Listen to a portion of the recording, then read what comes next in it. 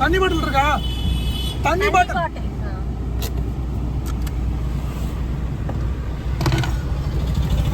இன்னைக்கு கடையில தண்ணி பாட்டில் வாங்கணும்.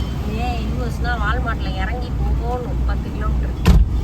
இதுதான் நம்ம ஊர். இதாக இருக்கு ரோடு, இதாக இருக்கு கடை. வாங்கிட்டோம்ல தண்ணி பாட்டில் வேண்டு போகும்.